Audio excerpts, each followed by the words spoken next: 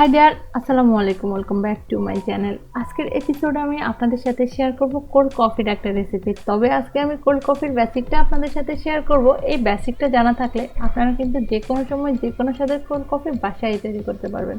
তো চলুন দেখে নিচ্ছি কোল্ড কফি করার জন্য আমাদের কী করতে হবে।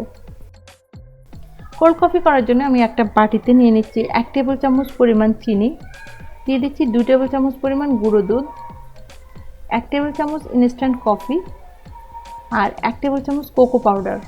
এবার 2 টেবিল চামচ লিকুইড দুধ দিয়ে খুব ভালো করে একটা মিক্সচার তৈরি করে নিচ্ছি। খুব ভালো করে মিক্স করে নিতে হবে, তবে 2-1টা দানা থেকে গেলে কোনো সমস্যা নেই, ব্লেন্ডারে ব্লেন্ড করলেই এটা গলে যাবে। এটা মিক্স করা হয়ে গেলে একটা সাইডে রেখে দিচ্ছি। একটা ব্লেন্ডারে জারে আমি নিয়েছি 1 কাপ পরিমাণ দুধ, তবে চেষ্টা করবেন দুধটাকে একটু ঘন করে নিতে, তাহলে খেতে খুব ভালো লাগবে। কয়েকটা আইস কিউব দিয়ে দিচ্ছি।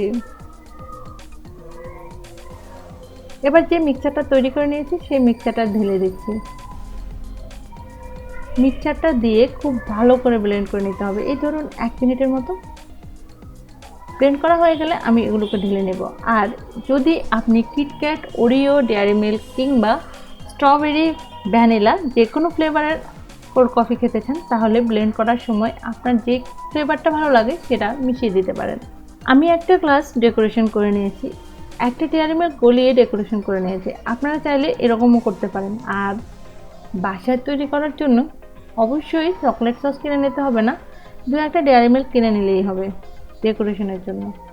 উপর থেকে আমি একটুখানি ক্রাশ করা ডেয়ারি মিল্ক দিয়ে দিচ্ছি। তো ভিউয়ার্স, আমি আশা করি আমার আজকের এই রেসিপিটি আপনাদের ভালো লেগেছে। আর ভালো লাগলে প্লিজ আমার চ্যানেলটি সাবস্ক্রাইব করবেন, সাথে থাকা বেল আইকনে একটা ক্লিক করে রাখবেন। এতে করে আমি কোনো রেসিপি আপলোড করলে সবার আগে আপনি নোটিফিকেশন পেয়ে যাবেন। তো সবাই সুস্থ থাকবেন, ভালো থাকবেন। আল্লাহ হাফেজ।